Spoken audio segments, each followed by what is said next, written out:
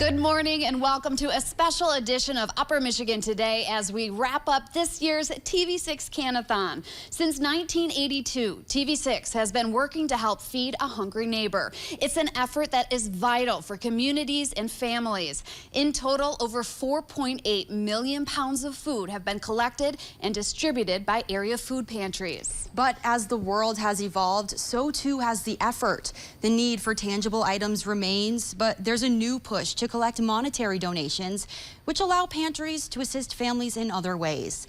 These monetary donations allow organizations to increase their purchasing power, provide utility and rent assistance, and more. And while we at TV6 work to make this happen every year, we could not do it all without all of you. This morning, we're highlighting the amazing power of the Upper Peninsula and what can happen when we all work together and support one another. Later in the program, we'll be heading live to Escanaba to take a look at the efforts there. And also joining the program today, we have Mandy Koskela and Grace Blair. They're right outside of the TV6 and Fox UP station, highlighting the efforts of John's Auto in Marquette. Michael Sobek is stationed at our digital desk for a look into the fun ways organizations garnered participation for the TV6 Cannathon. We're also heading to Iron Mountain, where Blake Ryerson is live at Denham Heart Thrift and Pantry. We'll check out the impacts this year's TV6 Cannathon had on Dickinson County. Plus, all this snow did not stop collection efforts in the Keweenaw. We'll check in with Colin Jackson to hear more about the need in those communities. And Elizabeth, it's been a great year for collections. These efforts have gone on without any hitch, it seems like. These efforts have been going on for 42 years. The TV6 Cannathon businesses in the Upper Peninsula have made the mission of the TV6 Cannathon their own. That's right. And one of those businesses, John's Auto in Marquette, has been a large monetary contributor for years. We want to recognize those efforts now, turning to Mandy and Grace. Good morning, ladies. Hey, good morning, Elizabeth. Good morning, Tia. That's right. We are outside in the carport with John's Auto. We have Craig Ilmanen and Mike Gannett here, and we're talking about the efforts that they've been putting forward to help with the TV6 Cannathon. So you guys have incentives for your customers. How's that been going? Sure. This year went pretty well. We were just offering some money back on service after you bring in a few cans, and just something to help the community out. And Mike, I want to ask, because all of these cans, if you can see these cans behind us, here, I'll come over here to talk with you. Yeah. How has this effort been, and why do you do it? It's just, well, we did it last year, and I think it's just a great thing and for the community that that a lot of people take advantage of. So for people that weren't aware, because I know we covered this before, but what was exactly that incentive? What was the effort that you put forward for your customers to come and help out? I think if they brought in like 10 cans, they got $5 off or $10 off on their service. So. And that's pretty good. Yeah. That's a pretty good deal right there. Yeah. But looking at all of these, the physical manifestation of everything that you guys have been able to do, how does that feel? Great. Yep. Yeah, it feels great. Good. Well, great. I know that, Craig, you also have been helping out as well. Is this your first time being able to help out with the Cannathon? No, we did this last year. I've been part of the Cannathon for years now, dating back, who knows, when I was just a tyke. But, just getting with Mike and Kip and figuring out something to do for the community, help our customers out, and give back to the community that helps us out so much. Right. So this is something you've done. It's kind of a tradition for you. How does it compare to last year?